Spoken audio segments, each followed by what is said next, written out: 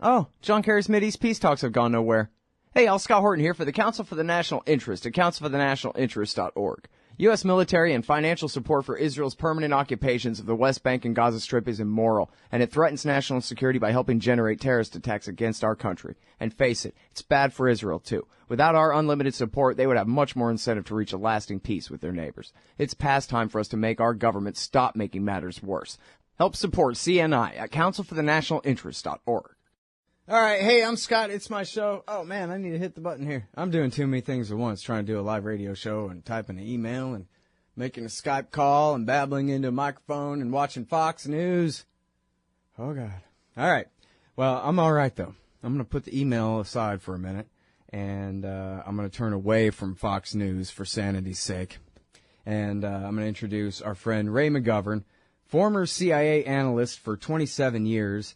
He's now the co-founder of Veteran Intelligence Professionals for Sanity. What they do is they write letters, open letters, to public officials saying, no, you're wrong, and the horrible thing that you're doing is horrible and will cause terrible consequences. And then it's all signed by a bunch of former CIA officers and former military intelligence officers and former FBI agents and that kind of thing. Veteran Intelligence Professionals for Sanity. Also, he has his own website, which is raymcgovern.com, and he writes for Robert Perry over there at consortiumnews.com, where, you know, they win the Scott Horton Award at Consortium News, certainly for their coverage of the Ukraine crisis and America's relationship with Russia over the last year, better than anything at The Nation or anywhere else, and especially on a consistency basis there. The great, I gotta admit it, the great Bob Perry, no matter what he says about us libertarians, the great Bob Perry and our friend Ray McGovern and their great coverage of Ukraine over there. Welcome back to the show. How are you doing, Ray?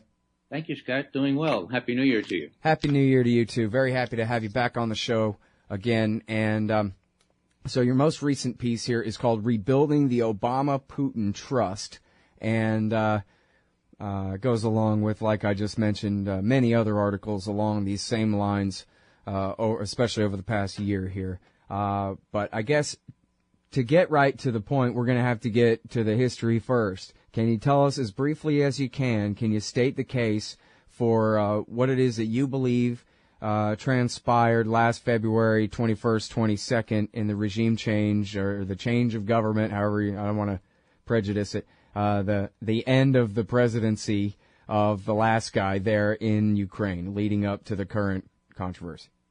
Yeah, Yanukovych was deposed by a coup led by neo-fascist groups on the 22nd of February, a day after an international agreement had been worked out with the Ukrainian authorities, whereby Yanukovych, the president, would leave early. There would be early elections, and everything seemed to be on track. Now, all of a sudden, there were snipers shooting at both sides of the people on Maidan Square, and we had the invasion of the federal offices and the President's building and the Congress there.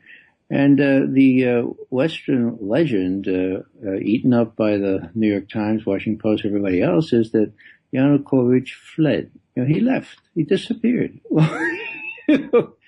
This was a classic coup d'etat. As a matter of fact, the president of Stratfor, no left-wing organization, said that this is the most blatant coup that in the history of mankind. It had been advertised on YouTube 3 weeks before, so most people know that story. In any case, that was the proximate cause of why the people out in the eastern, southeastern part of Ukraine didn't want any part of this coup government, which, as I say, was pushed into power largely by pro-Nazi forces who are fighting the what are called, this is important, what are called pro-Russian separatists out there. Well, they're not pro-Russian separatists. They're anti-coup federalists. Big difference. They don't like the fact that their duly constituted elected president was removed in a coup arranged by the United States and the EC, and they're not about to submit to them. Now, has Russia encouraged them in this? They needed no encouragement. What they did need is some political and some military support. Let's face it.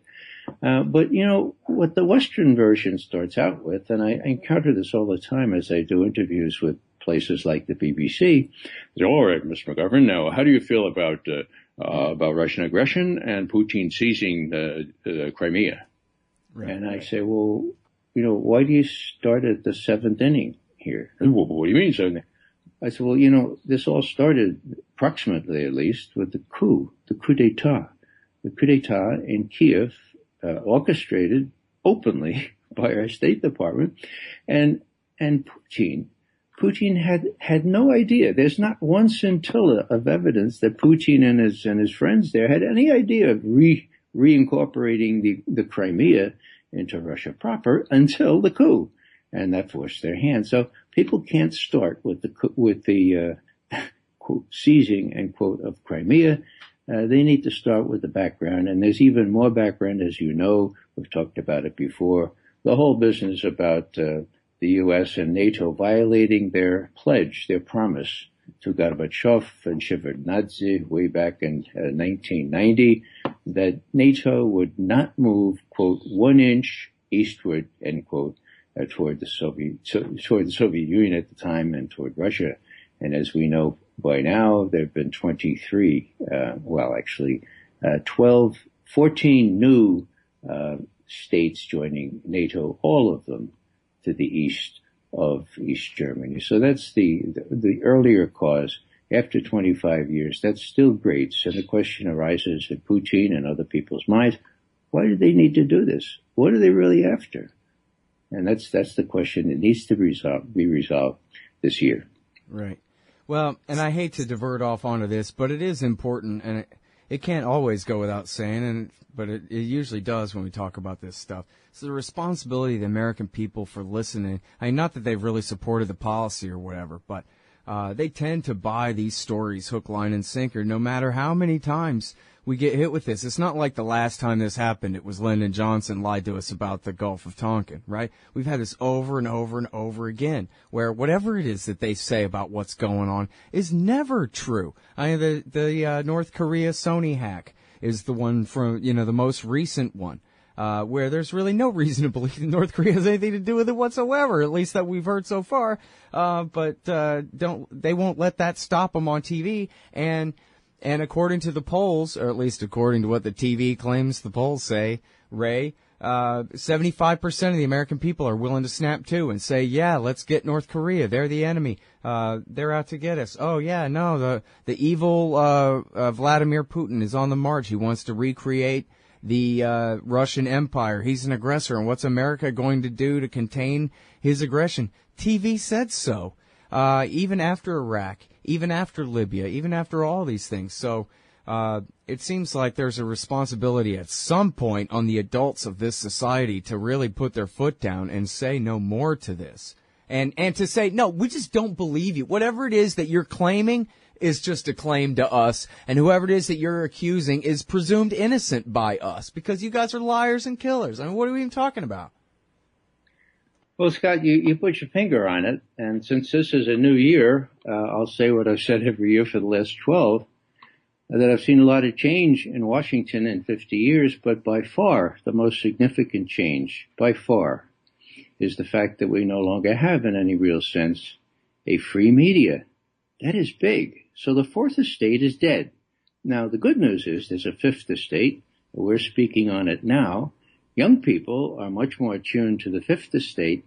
And so we have to find ways to get grown-up people, old as I am or almost as old as I am, to tune in to where they can get real news. That is a formidable challenge. And I think we're making progress, but it's slow. You can't hold the American people innocent for avoiding these kinds of things. But you can say, well, given the economics of the situation here among most Americans, they have one or two jobs, they come home, they feed the kids, they put their feet up, and they don't want to go into consortiumnews.com. They want Fox News, and they think they're getting news from that. Right. That doesn't excuse them, but it explains an awful lot. Yeah, I think so too. Yeah, James Fallows has this thing in The Atlantic, mostly blaming the American people and letting the government off the hook, and they're the ones who are the actual politicians in charge are the ones. But anyway, I'm sorry, we got to take this break. We'll be right back with the great Ray McGovern in just one sec, y'all. Hey, you own a business? Maybe we should consider advertising on the show. See if we can make a little bit of money. My email address is scott@scotthorton.org. All right, y'all, welcome back to the show. I'm Scott. I'm talking with Ray McGovern here. Veteran intelligence professional for Sanity and writer at consortiumnews.com. Check out his website, raymcgovern.com as well. And we're talking about America's relationship with Russia. And I'm sorry, I got us all off diverted on the media and the American people and this and that and whatever, Ray. And I would get straight back to what you were saying about the relationship of Eastern Ukraine and the West and the American role, except that I think right when we were going out to break, you were trying to say one more thing there and were interrupted. So if you wanted to wrap up one more point about the American people and the foreign policy here. Well, I think pretty much I said it. It's a terribly unfortunate situation when the American people can't learn the truth. I guess I was going to adduce the worst example ever. John Mearsheimer, preeminent political science professor at University of Chicago, widely respected. He writes this article in Foreign Affairs, and they print it, and it says the U.S. is responsible for the troubles in Ukraine, and it lays out all the evidence. Now, Foreign Affairs being the Journal of the Council on Foreign Relations, the most prestigious think tank for 100 years running now in New York. You're provoking me. Okay. Well, anyhow, they did print it. And I asked John, I said, John, did you get any reaction to that? He said, oh, well, yeah, phone right off the hook. But, Ray, it was French TV. It was Italian. It was another. I didn't really, I didn't get a reaction from any of the outlets here in the States. I emailed him back and said, John, is that unusual when you're speaking out on a very current sort of very topical issue? He said, Ray, come think of it. Yeah, I never answered something like this before. So there you go. I mean, here he succeeds in writing this thing. The editor of Foreign Affairs, to his credit, puts it in their magazine. It is the preeminent whatever it is. And nobody comments on it. Nobody mentions it, not even on MSNBC.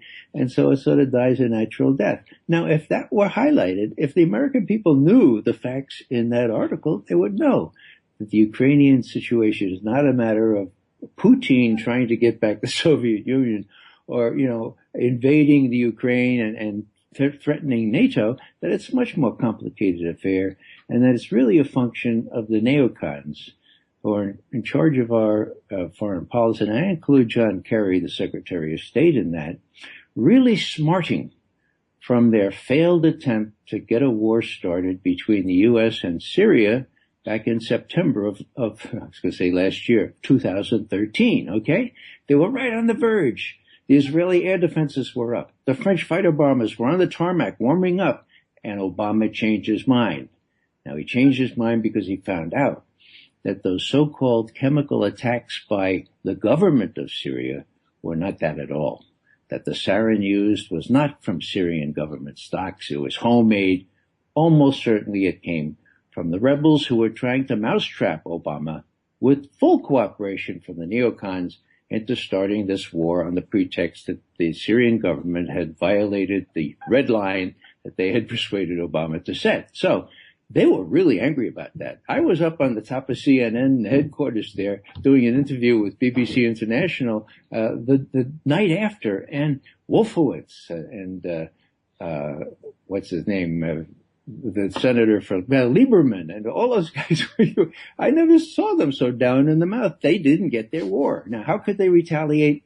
Move up their preparations for the coup in Ukraine, and that's exactly what happened. Putin's involved in the Olympics down there in Sochi. When he gets back from the Olympics, all of a sudden, the Maidan is in flames and the coup happens. And that's what forced him to act, of course. The main naval base, their only warm water naval base since Catherine the Great at the time of our revolution is in Crimea. And Putin is not about, or no Russian leader is about to even risk the remote chance that Ukraine would join NATO.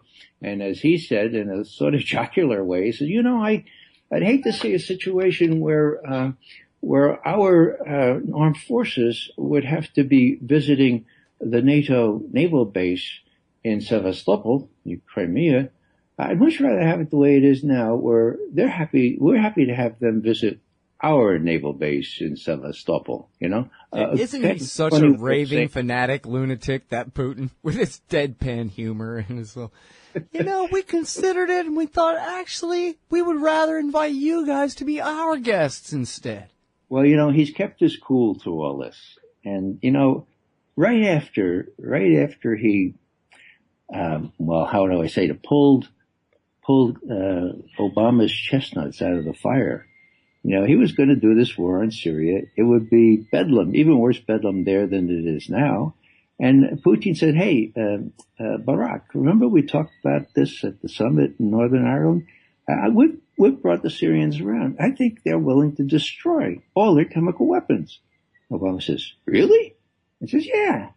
Now Kerry, he's cut out of all this. He says that same day, they will never give up their weapons. That's never going to happen. Never give up their chemical weapons. Okay. What happens? Within 4 days, the chemical treaty was signed, and now all those Syrian chemical weapons were destroyed. Now, that should make the neocons happy, because that was Syria's major deterrent to an attack from Israel. But no, it enraged them because it removed the pretext for war. And so what I'm saying here is that they were going to get even. And this is not the only motivation, but you can see Victoria Nuland handing out chocolate chip cookies to get the sugar level up on the Maidan, and openly talking, or not openly, but the intercepted conversation with the ambassador in Kiev, where she says, yeah, Yats is our guy. The others can wait in the wings. Yats knows about the economics here. He knows what the IMF will require. He's our guy. And sure enough, I was really shocked at this. 3 weeks later, I wake up in the morning, 23rd of February, and guess what? There's been a coup in Ukraine, and who's the new prime minister? Yats! Yatsenyuk, okay? So I wrote a little article saying, yikes! Right, and it's not even like the leak came out later. The leak came out before the regime change, and then they still did it exactly like in the script.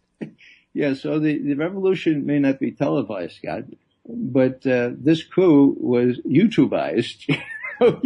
My God, And then the leaders of the NSA said, how dare the Russians spy on our diplomatic phone calls? It was an open line, for God's sake. All right, well, the good news is I don't have a third guest today, so I'm going to ask you politely, and you're going to graciously offer to stay one more segment with us to talk more about this subject, because we're not done yet, are we? Okay. Okay, good. It's Ray McGovern, everybody. He's at consortiumnews.com, and him and Bob Perry, they're the dynamic duo over there on, first of all, the matter of the Syrian chemical weapons incident of 2013, and then most especially their coverage of the coup in Ukraine, the use of the Nazis by the American side there, the Russian reaction, the aftermath, and setting the record straight for the last year and change there, consortiumnews.com. It's the great Ray McGovern, and we'll be right back with more right after this. Thanks for staying on, Ray. You hate government? One of them libertarian types? Or maybe you just can't stand the president, gun grabbers, or warmongers. Me too. That's why I invented LibertyStickers.com. Well, Rick owns it now, and I didn't make up all of them, but still, if you're driving around and want to tell everyone else how wrong their politics are, there's only one place to go. LibertyStickers.com has got your bumper covered. Left, right, libertarian, empire, police, state, founders quote, central banking. Yes, bumper stickers about central banking. Lots of them. And, well, everything that matters. LibertyStickers.com. Everyone else's stickers suck. Okay, me again. Scott Horton here. It's my show, The Scott Horton Show, scotthorton.org for the archives. Talking with the great Ray McGovern from consortiumnews.com and raymcgovern.com. Former CIA analyst, specialist on the Soviet Union back in the day, correct? Mm-hmm. Yeah. And we're talking about the aftermath of the American-backed coup d'etat of February last year, and using real, no-fooling, Hitler-loving Nazis to seize the buildings, drive the president out of the Capitol, and some of the leaders of those Nazi groups have actually made it into the parliament now. So it's not like they were just sort of the lowest brown shirt auxiliaries. They are part of the leaders of the new government there, these Nazis. And then, as Ray put it before, the people in the East who had supported and won the election and had supported the previous president, they decided they weren't going to put up with that any more than Texans would support it if a bunch of communists seized power in Washington, D.C. or something like that. They would probably go for the fascists, but you know what I mean.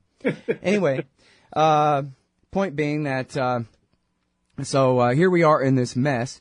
And as you were before the break, and we were interrupted there, Ray, you were at the part where the neocons were really mad at Russia for saving the American people from getting into another war, this time with Syria in August of 2013 over the sarin hoax there, which turned out was really Jabhat al-Nusra that did it with help from the Turks.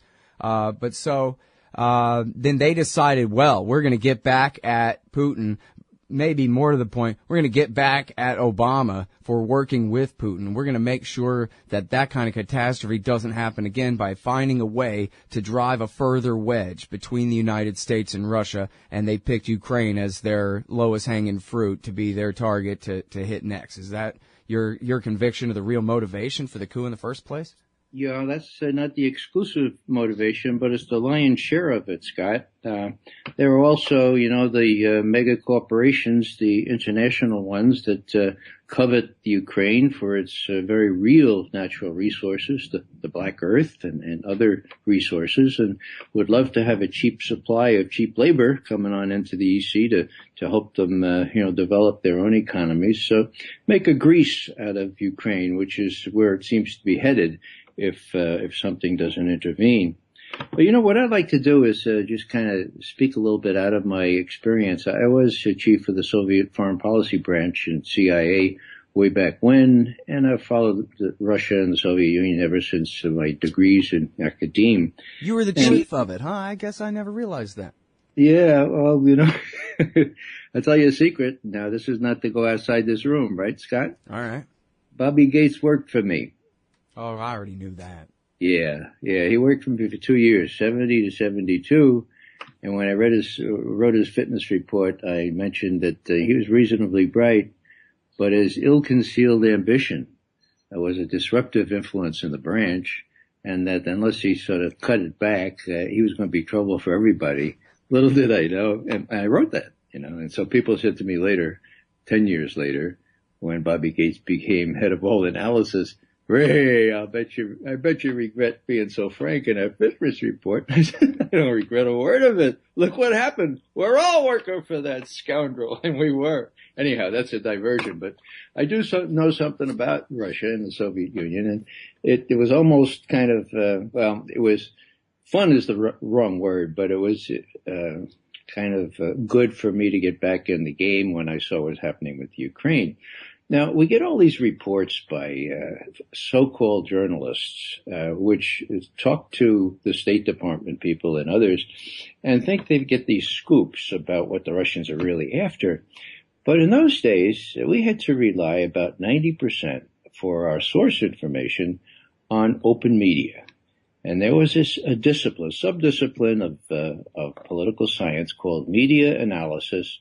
It was a no-brainer. You read really carefully what the Russians, or in those days the Soviets, were saying, and you looked for changes in what they were saying. Or you just looked to see, well, could they really believe what they...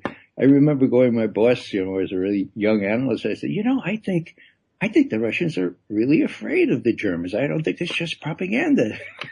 He put his feet up on the desk, looked up at the fluorescent lights and says, Ray, you're telling me the lights are on. Okay. So you learn a lot. Now, if you just look at Russian media and you just read, nobody reads anymore. You read Putin's speeches.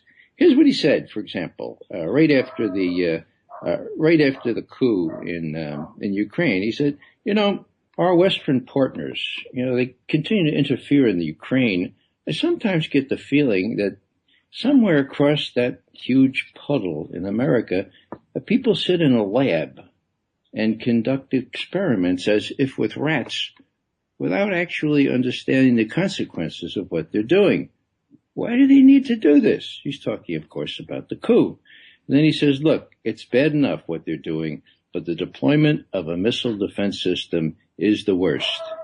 Now, you may recall that Obama, in an overheard unintentionally overheard conversation with Medvedev, who was president of Russia at the time, right before Obama was reelected. Medvedev is saying, look, you don't need an anti-ballistic missile system in Europe. Why? There's not a threat from us, much less from Iran. Why do you do that? North Korea, give me a break. And Obama says, and it's overheard. He says, well, give me some space. So let me get reelected first, and then, we deal with this. Well, he's unable to deal with this. And the important thing is that the Russians believe that he is a captive of the military-industrial complex and the security state. And he doesn't have the freedom to do the kinds of things, even that he did with respect to Syria, in bowing to the pressure to stop the war and being given an out by Putin. So that's big. If the Russians really think that Obama, who I believe they think is the most sensible person around, although extremely malleable and susceptible of all kinds of crazy ideas, if he at least senses that, for example, a missile defense system is not what's needed to cause even more tensions in Europe, and he's unable to deliver on that, which, that was 2012, right? So it's over two years now. The Russians, what are they going to do? Are they going to sit around and let U.S. Newly fitted out naval ships with anti-ballistic missile systems crowd into the Black Sea and the Baltic and in Central Europe and endanger what has always been the Russians' strategic weapons deterrent? Are they going to do that?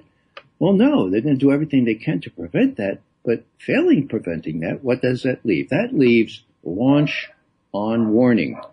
That's kind of a trade phrase to say as soon as the Russians suspect that the Americans are up to something really strategically important, they are going to be tempted to launch their deterrent on warning, and we'll be in the situation that we were before 1972 when those strategic arms limitations treaties were signed.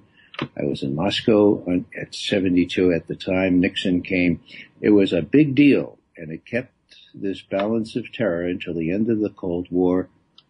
Who wants to reintroduce this balance of terror? So wait, you're saying people make money out of it. You're saying that this, when Kissinger says this would be a tragedy if we get back into full-scale Cold War, this is what he's talking about, is a situation that he helped undo with the détente of the 1970s. But you're saying it's been since then. Reagan didn't even undo that during his brinksmanship in the 80s and abandoning of détente. They still didn't. He didn't ratchet up the situation so that they were back to launch on warning again. It's been since when, the early 70s, you say? Oh, well, man. yeah, of course we. Ray, stay another segment with me, would you? Sure. Mm-hmm. Yeah, as long as we're going, right? The rest of this news will have to wait till tomorrow. Boy, do I have Israel news for you guys too. But I'll see if I can get a good guest to help cover it. Did you see the one about Naftali Bennett in the Jerusalem Post today, Ray? Check that out during the break. We'll be right back, y'all. Hey, Al Scott here. If you're like me, you need coffee. Lots of it. And you probably prefer it tastes good, too. Well, let me tell you about Darren's Coffee Company at darrenscoffee.com. Darren Marion is a natural entrepreneur who decided to leave his corporate job and strike out on his own, making great coffee. And Darren's Coffee is now delivering right to your door. Darren gets his beans direct from farmers around the world. All specialty, premium grade with no filler. Hey, the man just wants everyone to have a chance to taste this great coffee. darrenscoffee.com. Use promo code Scott and you get free shipping. darrenscoffee.com. Hey, I'm Scott. Welcome back. I got the great Ray McGovern on the line, talking about Russia. So, I'm sorry, I'm terrible at watching this clock, Ray. Did I understand you right there about the launch on warning thing, that you were saying it's been since the early 70s since the Russians had such a itchy trigger finger on their H-bombs? Yeah. Well, Scott, it's really pretty simple, and of course, when you're as old as I am, you remember these things, especially since I was deeply involved in them. The strategic equation was really very labile, as the Germans say, very itsy-kitsy, and it was decided that we, the CIA, could monitor the deployment of Soviet missiles and Soviet missile defense systems, okay? So when we proved to Reagan that, when he said, doveraj, no provjeraj, trust but also verify. We said, okay, Mr. President, we can verify.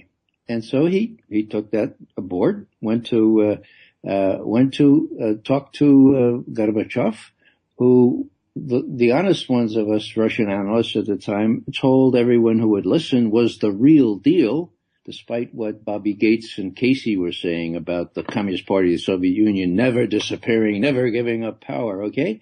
And they negotiated with Gorbachev, and that's, of course, how right after the Berlin Wall fell, George H.W. Bush was able to say, look, the dream that I portrayed in my speech in Mainz earlier this spring can be true. We can have a Europe whole and free from Portugal to the Urals. Let's invite Russia in. Let's get this thing set up so that there's a security system to cover all of Europe.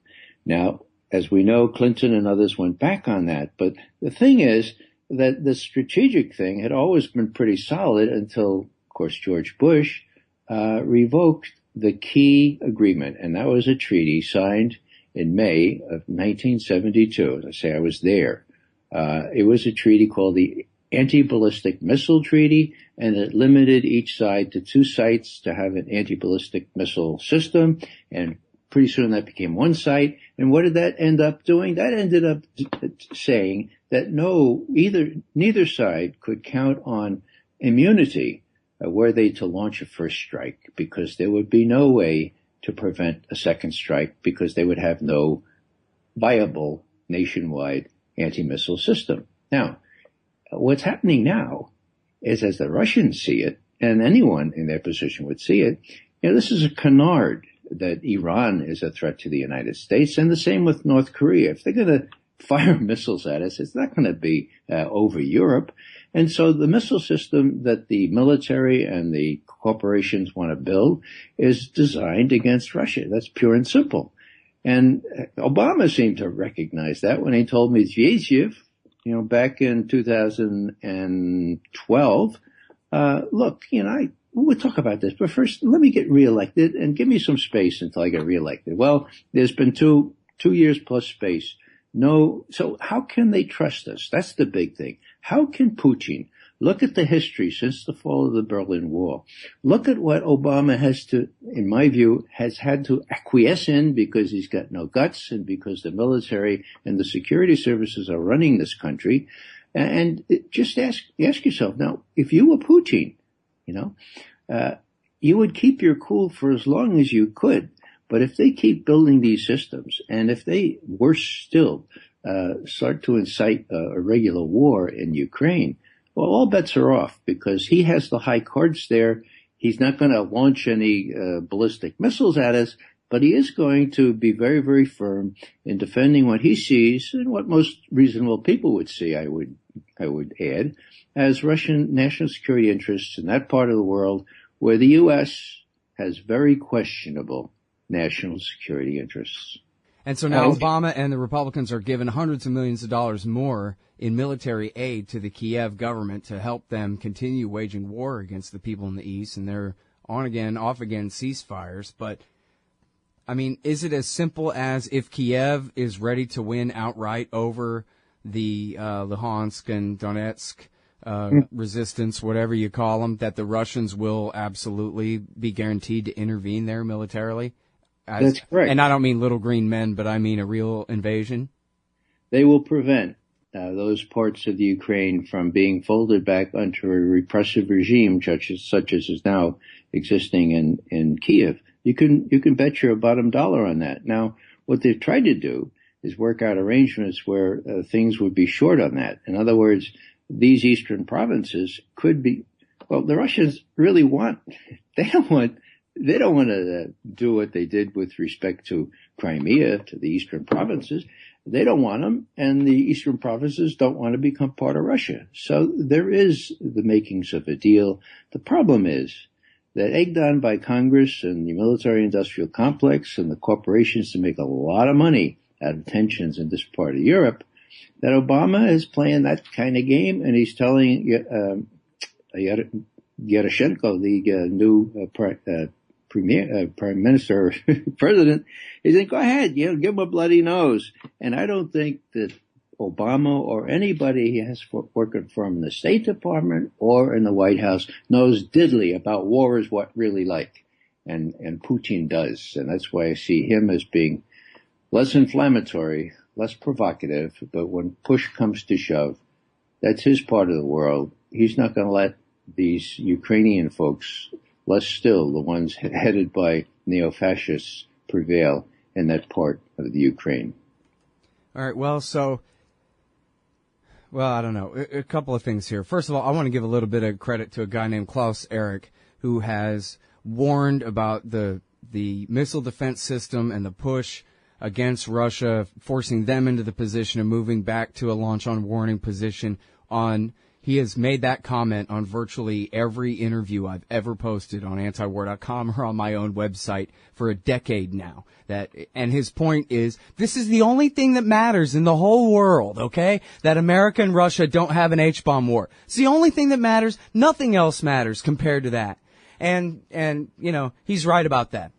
It's something we should talk about, and I'm happy to, point out that he's really done a great job of beating me over the head about that. Not so much of a good job of getting me to cover it as much as he would like, but he's certainly right about that. But then what the hell is the strategy here, Ray? Why I know, domestic politics and whatever, but why are the Americans giving military aid to the Kiev government when it looks like that could help them provoke this? We're not talking chess. We're talking checkers here. They push that far, then no, king me, and instead a worse war. Come on. Well, Congress is one of the major flies in the ointment here. They have no idea of what fire they're playing with. They do have lots of ideas how they stay in power. They stay in power because they appropriate money for the military-industrial complex, security complex, and that money is spent on weapons and so forth, and a slice of that money comes back into their coffers, and they get reelected, and so they appropriate more money. It's that simple. There are, pecuniary elements with a major role here. The other thing is that since they don't know really what kind of fire they're playing with, it's very, very popular to blame everything on Putin. He's the big bad guy. The major media reinforce that. And so unless Obama can seize the bull by the horns, and I suggest at the end of my latest piece, he needs to fire Kerry and Nuland. That would speak volumes to everybody in the world that realizes what's really at play here. Now, can he do that? I don't care whether he do that or not, but he should realize that Putin, the president of Russia, called Kerry a liar. Now, he called him a liar 5 days before Obama arrived in St. Petersburg for a summit. Now, why did he do that? Because Kerry lied to the U.S. Congress 2 days before. He said the moderate rebels are winning in Syria. Nobody believed that. And then he repeated this canard about Bashar al-Assad being responsible for the chemical warfare stuff, or these chemical attacks outside Damascus on August 21, 2013. So what Putin said, I was really taken with this because I've never seen this happen before. He says, он врет. Он знает, что врет. Это печально. Which means he's lying. He knows that he's lying. This is really sad. Now, so if Kerry is still given his head here, and he gives in turn the power to Nuland and others to create more mischief, there is no telling what they might try to provoke. Hopefully, saner minds will prevail. But if I were Putin, I'd be looking around for saner minds in this country, and I'd be hard pressed to find any. So that's why I say this is going to be a crucial year for this overreaching, this transcendent reality that the strategic equation is in danger of changing in a way that has not been since 1972, when we had a treaty that prevented any side thinking that they could launch a first strike. Right. Okay. Now, as long as we're over time, and we are, but hell, I want to ask you this. It's really important. What about Belarus And what about Russia itself? Of course, right around the time of the start of the Maidan protests in the fall of 2013, you had this essay in a series of threats, basically, in the Washington Post by a guy named Gershman, who I think Carl Gershman, the head of USAID, which is just the CIA's outsourced soft, color-coded regime change operation, basically, right? The National Endowment for Democracy. Oh, I'm sorry. Thank you for the correction. Yes, the NED. And I'm not exactly sure what the difference is in their roles. If you want to clarify that, I'd like to hear it. But he was saying, yeah, and maybe you're next, Putin, is how the thing ends. If he doesn't like it, maybe he'll find himself in the same position there in Moscow. And I wonder whether you think that's really on the agenda for Kerry and Nuland and the coming Jeb Bush administration. Well, Nuland famously about playing with fire there, you know. They are, and this is doubtless in the calculations of Putin. Think about it. Here's Nuland openly bragging that we have, as she said, devoted $5 billion, that's billion with a B, dollars, to satisfying Ukraine's aspirations to become part of the West, end quote. Whoa, $5 billion. You know how many fascists you can buy with $5 billion? Yeah, quite a few. She wasn't talking the previous year. She's talking, she worked on regime change and building democratic structures for Iraq. Can you imagine? Under Dick Cheney. So she's got a lot of experience in all this. And when she said $5 billion, she knows what she was talking about. Now think about Putin. And now he's hearing from one of the funnels for all this money, the National Endowment for Democracy, called Gershman. He's hearing that, you better watch out because the next, after the Maidan, then comes the Red Square, and you better, watch out because this is going to happen to you. Well, the big thing here, in my view, Scott, is this, that if you want to stop, if you're really authentically concerned about stopping more oppression in Russia, putting the Russians back to the security state they used to be, the way to guarantee that is to threaten them the way we're doing right now, to stir up things in Ukraine, to make sure that the relations between Russia and America are as bad as they can be. And that gives Putin not only the pretext, but gives him ample reason to clamp down in a way that he probably wouldn't if he hadn't felt so threatened. So this is one of the major realities when people say, oh yeah, well, you don't say anything about Putin's repression, Well, yeah, all right, there's only so much time, but in a very real sense, part of this repression is directly due to the external threat, which is as real as it is imagined given what's happened in the Ukraine. Yep. Where's the health of the state? That's why his poll numbers are so high right now. Same happens everywhere. That's why people support the Ayatollahs in Iran. That's why Fidel Castro's remained in power for so long. Is what better foil than to go up against the American empire? Yeah. Of course. Yeah. Yep. All right. Well, thanks very much, Ray. I've already kept you way over today, but I sure do appreciate it. You're most welcome, Scott. Have a good New Year. You too. All right, y'all. That's the great Ray McGovern. He's at consortiumnews.com and raymcgovern.com. Hey, Al Scott Horton here to let you know Pizza Noir, Book 1 by Denver Day, is now available at your local bookstore and Amazon.com. Grab a cold cup of coffee and follow Tacoma, Washington Detective Rick Thompson as he investigates the mystery behind the mass murder of dozens of hot young strippers and roller derby girls all across the West, while he learns new things about the world and himself. Pizza Noir, Book 1 by Denver Day. Normal, as we knew it, is a thing of the past. Find it at scotthorton.org/books or scotthorton.org/Amazon.